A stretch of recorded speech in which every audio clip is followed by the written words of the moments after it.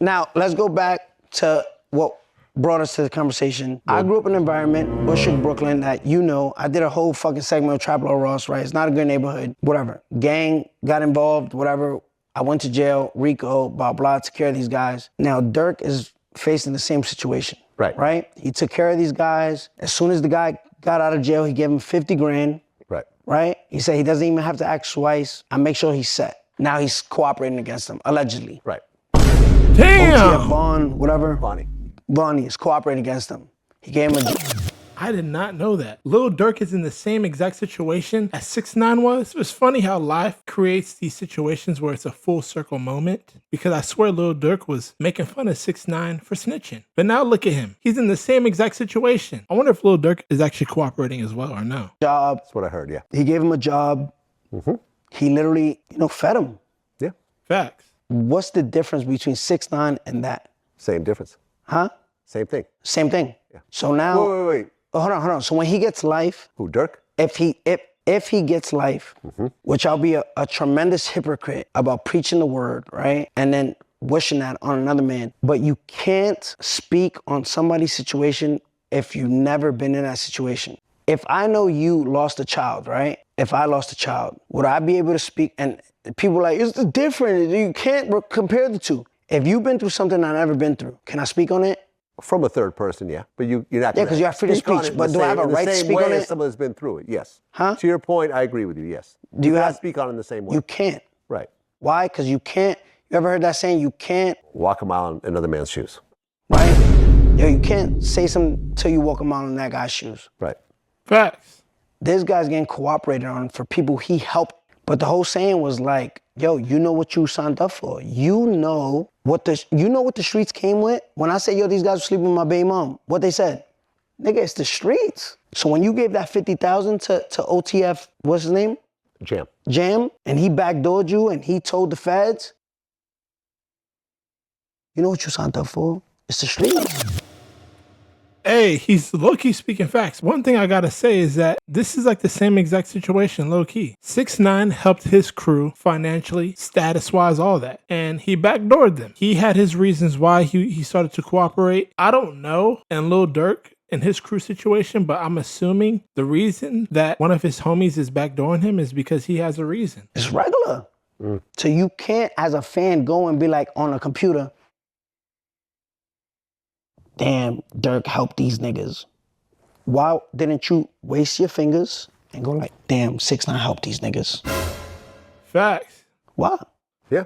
Facts. It's the same situation. It's the same situation. Which is why I'm comparing the two. But the difference is that I'm no, hold on.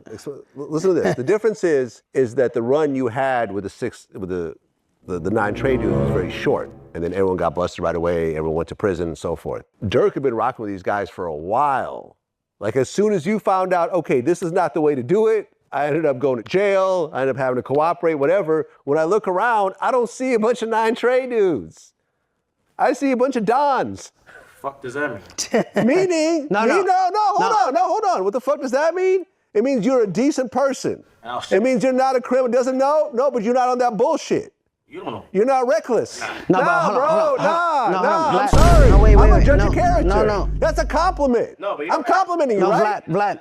Am I complimenting you? Yes. Vlad. No, but wait. I'm gonna state facts. So he's basically saying that he's been rocking with these guys for a long time, right? You're gonna make another excuse, but he was never in a position to help these guys out since the Drake feature was in 2021, 2020, right? Well, he was in a position? He wasn't in a position to help anyone. Why? Remember he said that he did an interview saying that India Love, when he felt like everything was falling apart, he didn't have anything. India was like, you can make it, you can be someone. Remember he started trying to open a truck company just in case rapping didn't work out. Am I making this up? You want to clip it? No, I think you're right. Oh, you think I'm right? No, I'm trying to remember it all. So when he got dropped by Coke Boys, I didn't know that. By French Montana, am I making that up? He didn't get dropped. So what happened? He was never signed to Coke Boys. No? I've interviewed him about this. So French... And I think I interviewed French about this. Okay, so French He was affiliated, but he wasn't signed, yeah. Okay, so you're saying you never really signed to Coke Boys then? No. Okay, you guys were just affiliated. Yeah, but if it came down to it, like my head was on right, I would've. Yeah, he wasn't signed. But you had seen the potential early on. Yeah, I saw the potential. So when all that happened, Durk started rapping in 2011, right? 2011, This Ain't What You Want, right? 2012. Yeah. He literally was like, never hit mainstream, never hit that top dollar till when? After the Drake feature. When was that?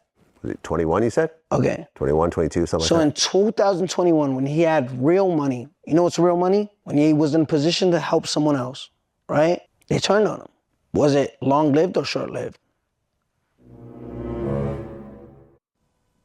I was under the impression that he'd been knowing these guys the whole time. When was he in position to help them? He's Not speaking when did he facts. know them? After 21. Yeah. And it seemed like he helped. Because if he cooperated with them and never helped them, if they cooperated, if they snitched on him and never helped them, he never helped them, it's different. But he helped them Yeah, and they still cooperated. and they still cooperated. But after knowing them since 2011, again, I'm gonna say it real slow. Since 2011, you know what it was when you signed up. Signed up to what? Be a gangster? And the street. Yeah. The streets is no rules, no ethic, right? And I was there for all of that shit. So my thing, so my, That is true. That's what I don't get about the streets. They don't like rats or nothing like that. They don't like people that tell. But isn't the whole thing about being street is like there's no rules to this shit? But I could have sworn actually that the number one rule is don't rat if you're a street dude. Regardless, people are not perfect, chat. You can't really blame people for snitching when they get in a very tough situation because that's their life. We only got one of them, you know? What would y'all do in this situation? Would you be a snitch or would you keep it G? so hold on. No, because we I want to address Don. No, but no, go hold on. ahead. We're going to Go get off ahead. topic. I feel like Don's mad at me right now. I'm address it. Vlad. No, Vlad. We're going to get off topic. Yeah. From 2018, 2017, I had to learn the rule. You know what that come with? Yeah. That nigga had a decade, almost 2 decades, from 2011 to 2026 to understand. 1 decade. You knew what it come with. Yeah, a decade and a half. Yeah. He had 16 years to 15 years to understand. You know what it come with. So right now, in August, when he goes to trial, right, and he sees his friends that he helped take that stand, what should the fans, I'm talking to you that's looking at me, comment whatever you want. The truth hurts, so you're gonna be like, nigga, suck my dick, you rat. What do you say to him? You had 15 years to understand. You know what it come with. Yeah. Facts. You know what you signed up for. It's the streets, Right. right? And what I'm saying is. So you can't, Right. And what I'm saying is that in a shorter period of time, you went from having. I had to learn that. You went from a whole bunch of dudes who you didn't really know, the Mel Matrixes, the Shotties, the Harves, and so forth. And now you have one guy, Don, who I see every time here, who's not reckless. I never said he was soft, but he's loyal. Don't copy. You can talk about I'm not saying that, but I'm saying you have one guy who you have built a long-term relationship with, who's even-headed, who doesn't wild out, who you actually know instead of a whole bunch of guys who you don't really know. But you just. You don't have that type of relationship with who all ended up, a lot of them ended up turning against you. But now and that's what I mean by having one Don rather than a whole bunch of non-trade dudes. It's far superior in everyone's eyes. But you're just confusing the viewers, right? All that goes to say is that I went from 30 Bloods to one Don because your circle has to be this tight. Why? Because everyone. Facts. And for like the younger viewers who watching this, Facts. when you get money, when you have, you never know who's real. Facts. Who's looking at your pockets. Everyone looks like, how can I 100%. benefit? Facts. Whether it's family, whether it's friends, you get cousins that come out of the woodworks, right? Facts. Yeah. Your circle has to be this tight. But again, it could literally be words out my mouth. The saying wasn't made up. You have to burn your hand on that stove for you to really understand it. Yeah. Right. Me just saying it to you, I'm like, fuck this rat ass thing. You know what So you're saying Durk never burned his hand on the stove all those years until it was too late, and now he's facing life in prison. That's what you're saying. That had he burned his hand early on by some of these dudes turning against him or whatever else, he wouldn't be where he is right now. That's what you're saying, right? Okay, that's a fair statement. I think That's a fair, because he never was doing jail time. You know, there was the whole King Von shooting situation, which, you know, they ended up dropping the charges because Von died and so forth. He might have learned it earlier, but in his case, you're right. He was not getting busted along the way until it was too late, and now he has a murder for hire charge, and he may never get out.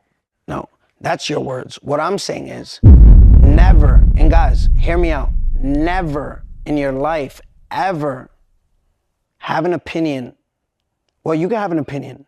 Never speak on someone's situation if you've never been through that situation. Never waste a breath talking about something if you've never been through it. If you've never been through losing someone to cancer, don't speak on it. Don't speak on saying, no, well, fight harder. Yeah. If you never had a family member die, say, well, niggas die every day, B. You can't speak on a situation that you never haven't been through. Why? Because God will humble you. Facts.